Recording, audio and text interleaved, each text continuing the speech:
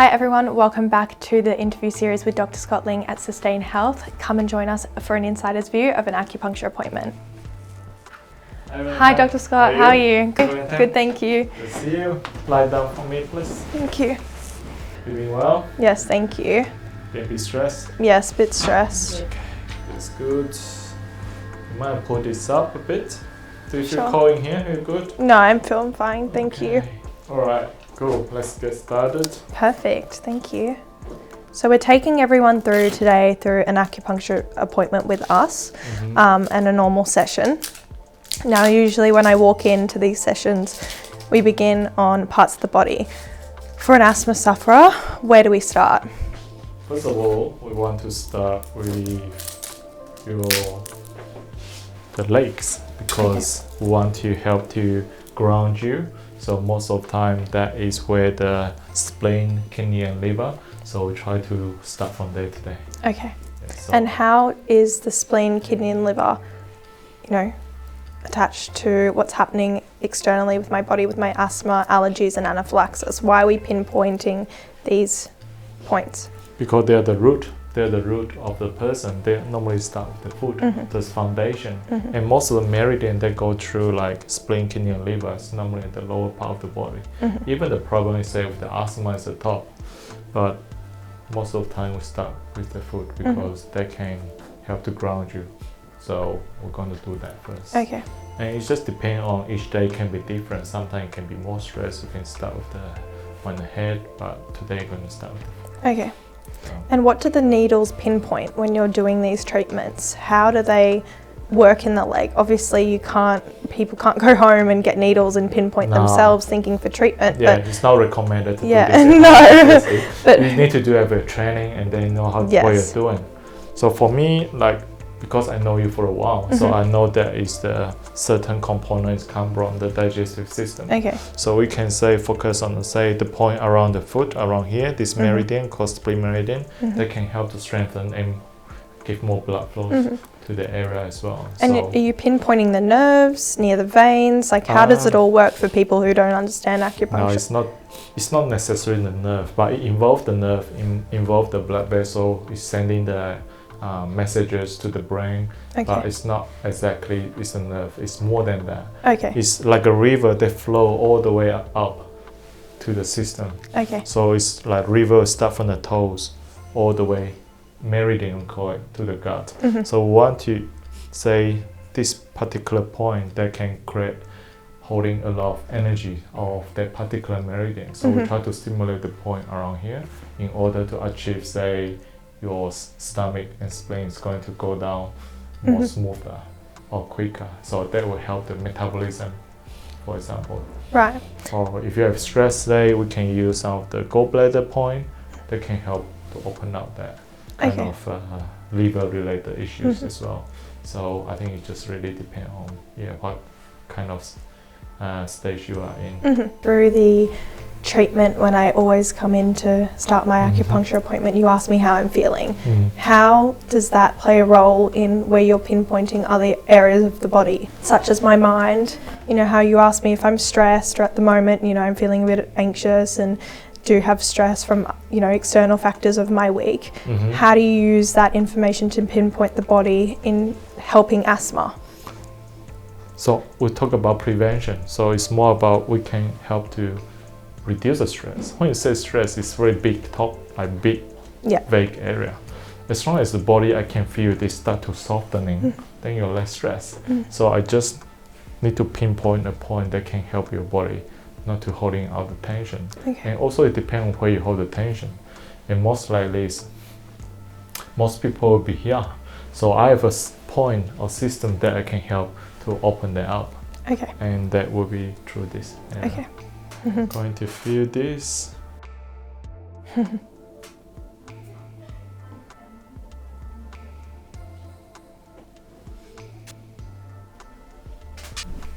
I also want to emphasize that this doesn't hurt at all. I've had many treatments with you and it always never hurts. And it's important to obviously let your practitioner know each treatment that if it does hurt in an area, to let them know, because you can always move it, right? Yes, that is common. Sometimes it can be a bit more sensitive. But it's come down to we have to communicate, so I can always adjust the needle so maximize the comfort. It's very common. Yes. Yeah. So next we start on the different part of the body. So I need to check the stomach.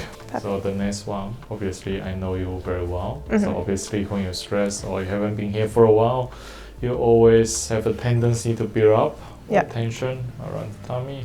So in order to help you to prevent asthma, we don't focus on asthma. We focus on all other patterns that everyone can uniquely present have their own pattern. So for you, I've been treating you for a while, so I just know how to help you and which area to focus on. How do you feel? Good, thank you. And usually, you know, after you put all the needles in and you leave me for my 45-minute treatment, I go into a very deep sleep. Why is that? Do you see that with a lot of your other patients, or? Yeah, it's a must with acupuncture because initially maybe it takes longer time for you to relax, fall asleep, because you try to see what this guy is doing or what is this place. But the more you get into the rhythm and familiar with me, the treatment, your body is naturally start to relax more. And the goal of acupuncture, or my intention, is help generate more benefit after you relax. And things is always easier to heal because it start to flow. Your body can heal itself when the nerve is less involved in your day-to-day kind of busyness and hecticness and over-dominant or over-driven. So we're trying to bring that state into a more homeostasis kind of moment. Then miracle can happen. So why with the treatment do you leave the patient for 45 minutes to go to sleep? Why is that important, that amount of time, instead of like a 30-minute or an hour and a half? I think that is the ideal time for our practice. We try to give the patient maximum time. They can spend the time with themselves, and that is a time when I see most of the healing happen at the best time frame. Or some people can be shorter as well, because some people just need a shorter time, say 30 minutes, because the body start to awake. So for you it's different. For you it's like a bit longer is better. But some people sometimes shorter is better, because the body just naturally, I'm ready to go. So it's also with a patient with different kind of body response. So it's really very dynamic again. Okay. Yeah. Now we're going to start our favorite acupuncture, which is scalp acupuncture. So we do that from the day one that I saw you, because that is what I like to do with the patient, regardless of asthma or not asthma, because that is where the central nervous system, they all start from the brain. So I think that area, say for example the lung area, and there is an area that is around this, is all controlling the nervous system. They all relate to the lung. So we try to sedate, stimulate, and also encourage more calmness, that from the top all the way down to the lung. Even to, like, if I feel that you have a lot of tension to lower abdomen, we can all address that. So yes, very versatile. And I'm already starting to feel tired. You're already tired. As soon as because the pinpoints go in. Yes, because I'm tired, but also I feel very relaxed immediately when the needles go in. It has a sense of, I don't know, a rush through the body of just calmness. So we then start with skull acupuncture. Now, with a background in, you know, neurological acupuncture, sort of Chinese herbal science, you know, you've had education in this. Why do you target the skull? Or which nerves are you pinpointing, or what are you pinpointing with acupuncture needles? So the point at the front is more for the head in the space, like this is the respiratory system. Around this area, there is the region they control the chest and the open up. And the one that below here, there's 3 of them. There is also in Chinese medicine we call the upper jaw. Upper jaw means anything that related to the upper part of the body. So we can help to open, sedate, and giving the message to them that they need to be more relaxed, basically. And if you don't have asthma, it's not tight, but we can do other benefit. That means your lung will be more open anyway. So if you have a lot of things in the chest, if you're stressed, this will help to open that out, regardless of asthma or no asthma, which is a very good prevention for asthma, because that is how you can see the pattern of the asthma, how it slowly start to build out. So if we can stop it from building out, we call that prevention. Okay.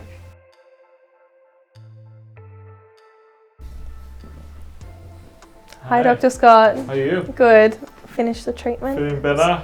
Much better, thank you. Oh, good. We're going to take out the needles, is it okay? Or we're going to leave the needles in?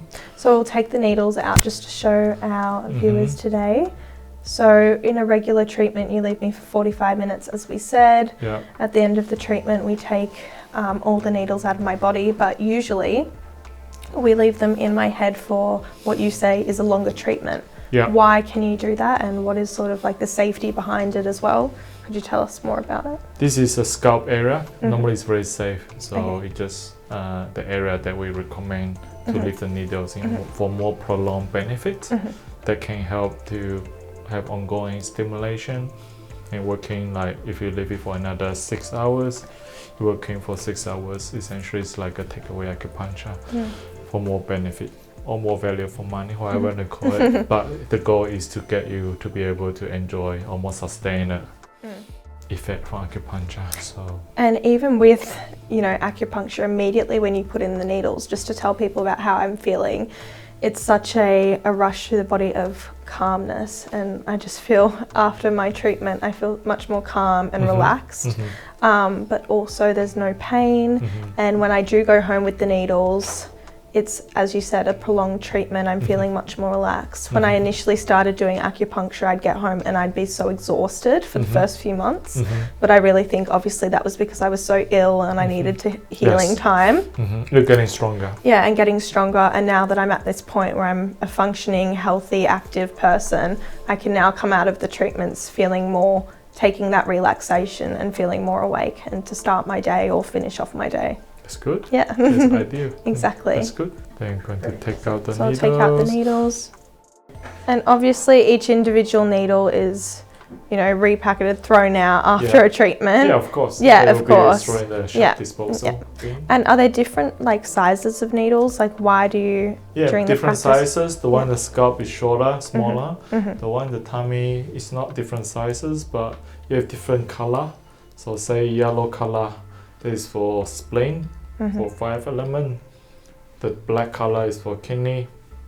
Is for working on the kidney system, which is the water system in Chinese medicine.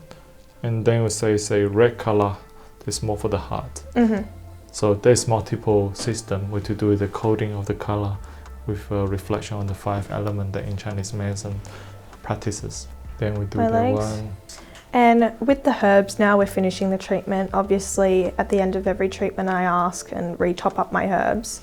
How long do you think people should remain on herbs? Obviously, I hope to be on it for the next few years, just as a prevention. But what are the next stages of taking herbs? So at the end of my appointment now, I usually ask you, okay, I'll need more 2 weeks of herbs. They're sachets. I put them in a hot tea. Sometimes I use honey for the taste. And obviously every time I have an appointment with you now, month to month, we might change it up due to stress or seasonal change that might affect my asthma. But, you know, with other patients, do you recommend 3 weeks on herbs or just continuing that as a not 3 weeks, replacement? at least 3 months to 6 months. Okay. No point to do 3 weeks, like you can't see anything. Yeah. So at least 3 months, 6 months. Okay. And if there is the more ongoing kind of maintenance, then it's longer, maybe a year. So it just depends on the person, but it can't be just an overnight fix. It has to be maintained.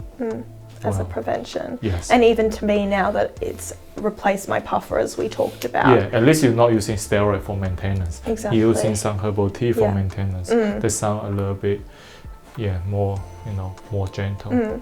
With more healing purposes for, you know, symptoms that I used to get from taking my steroid medication. Yeah, just more gentle and more sustainable and more holistic approach. All right, good. So thanks so much, Dr. Scott. So I'll take 2 weeks of herbs, just for usual, as you said, and for no stress. Yeah, that's great. Allergies coming up too. All right, thanks, Dr. Scott. See you soon. Thanks. Thank you everyone for watching this interview series. If you'd like to see more of our interviews, click down below.